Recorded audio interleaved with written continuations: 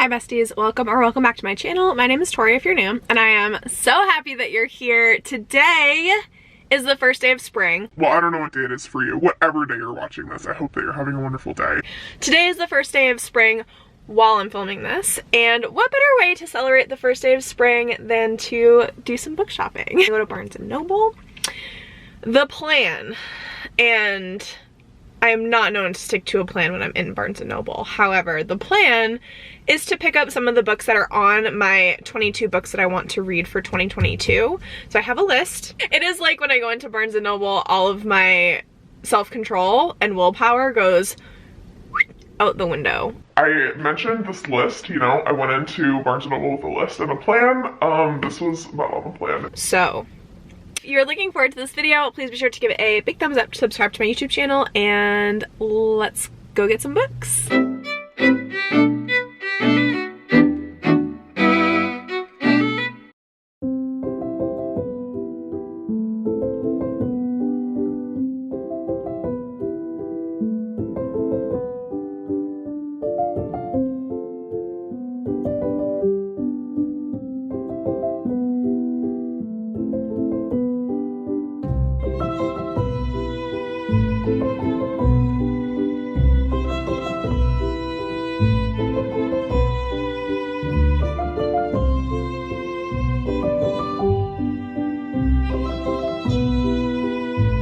We are back. I got 5 books, but I still have some books that I wanted to talk to you guys about that I hauled recently. These are the books that I just picked up, and I'll go through these, but these are the books that I got recently that I'm also going to talk about. So we have 12 books in total. All of these are fantasy books as well, so we have a cheeky little fantasy book haul. First books that I need to talk about that I got recently, and I've already read 2 of, is the Folk of the Air series. So that is The Cruel Prince, Wicked King, and Queen of Nothing by Holly Black. I don't even know where to start with these books. I love these books so much, and I read them so fast. This is a fairy fantasy series. Our main character is Jude.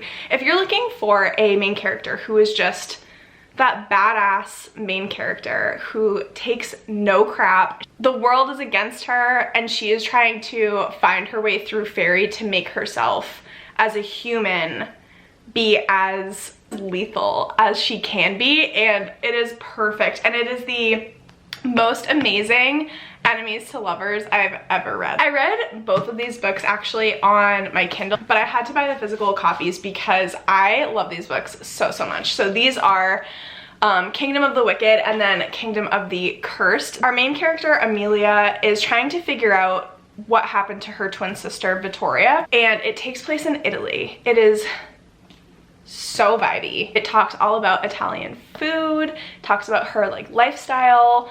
This writing style is really reminiscent to me of Stephanie Garber. In her acknowledgement or like author's note in the back of the book, she thanks Stephanie Garber for helping her write this book, which was so funny because the whole time I was reading this book, it was such a Stephanie Garber type writing style. And what I mean by that is almost every chapter ends on a cliffhanger.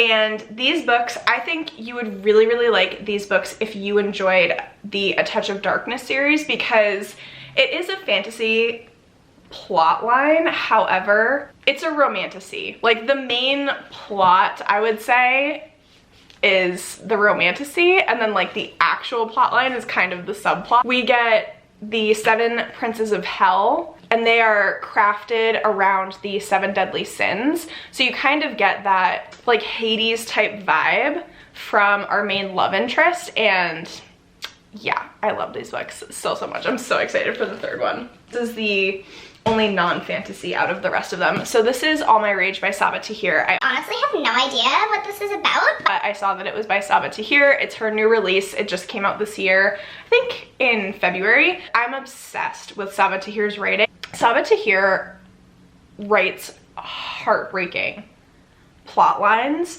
I love the tragedy that she introduces to our main characters. She is not afraid to rough up our main characters emotionally and physically, so I'm here for the heartbreak. I'm here for the emotional distress. I got this the last time that I went to Barnes & Noble, Wasn't planning on picking it up, but I saw it and I was like, you know what? Vampires, fantasy, I've heard good things about Kristoff.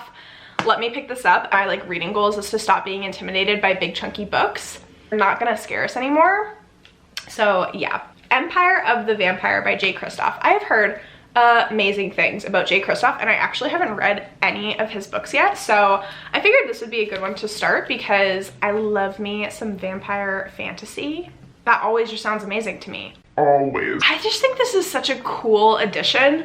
There's all of this character art in the book, like it just, and they're all, I mean, absolutely stunning, but I think it's going to be such a fun reading experience to be reading through and then have these illustrations within the book. Like, how fun is that? I guess you could say a dystopian kind of fantasy world where vampires have ruled for 27 years since the last sunrise. Gabrielle de Leon is a silver saint, a member of a holy brotherhood dedicated to defending realm and church from creatures of the night. But even the Silver Order could not stem the tide once the daylight failed us, and now only Gabrielle remains. And these are the books that I just got. All the Tides of Fate by Adeline Grace. I read All the Stars and Teeth last year, and I really liked it. I was kind of on this kick of reading sea-inspired fantasy because I read Fable and Namesake and absolutely loved those books by Adrienne Young. And I was like on a high, and I was trying to find my next book, asking, okay, I loved these books. What's another series that's like similar? Because I need more of this.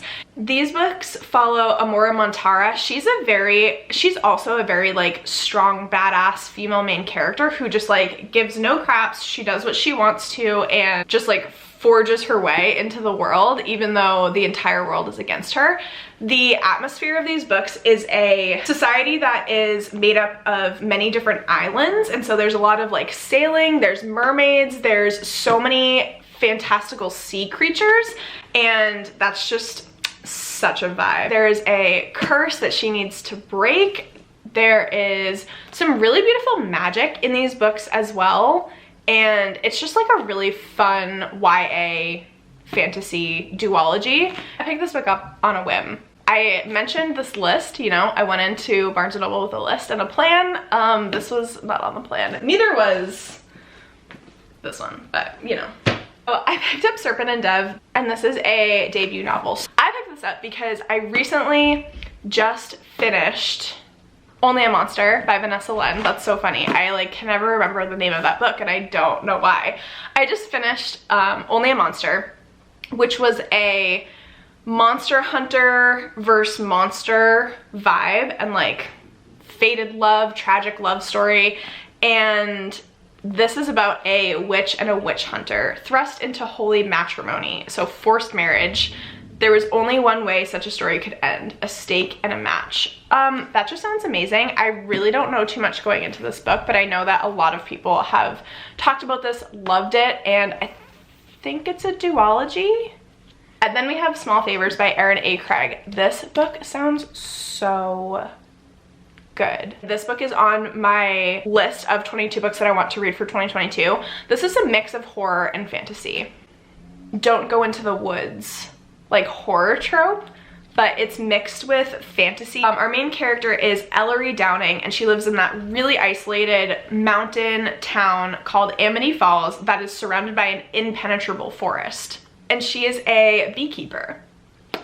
So cottagecore, so cute.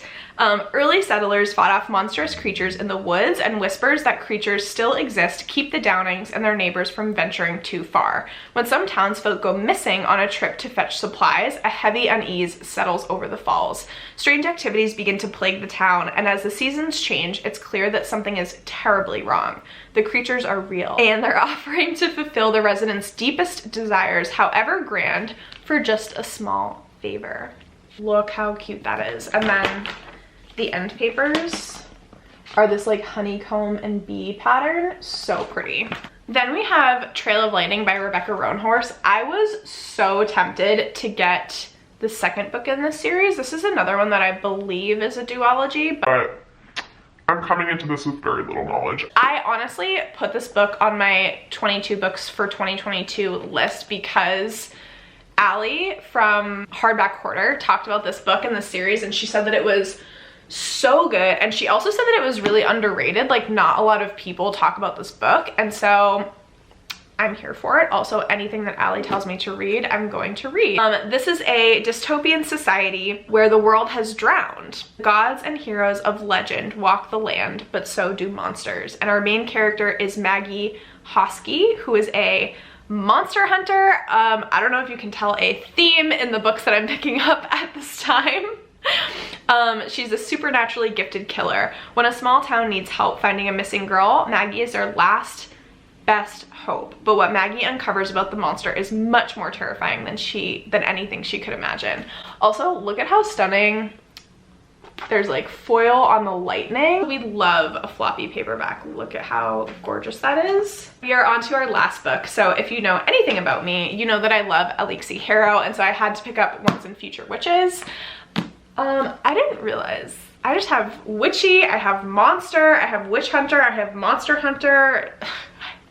I didn't realize this theme until I started talking to you guys about these books. I read A Spindle Splintered by her, which is a Sleeping Beauty retelling, and then I also read The 10,000 Doors of January, which was one of my favorite books of 2021.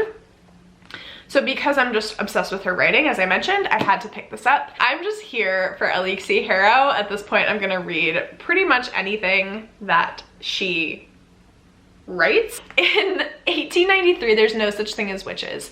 There used to be in the wild and dark days before the burnings began, but now witching is nothing but tidy charms and nursery rhymes.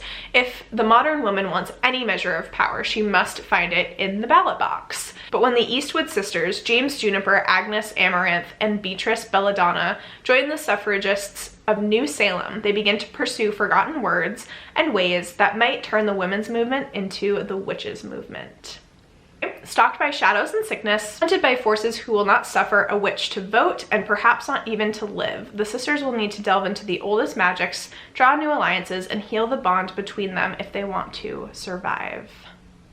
We love a witch hunt. I hope that you guys liked this video. If you did, please be sure to give it a big thumbs up. Subscribe to my channel if you want to see more. If you're planning on reading any of these books, or if you have read any of these books, please let me know in the comments down below, and I will catch you there, and I will see you in my next one. Bye, friends.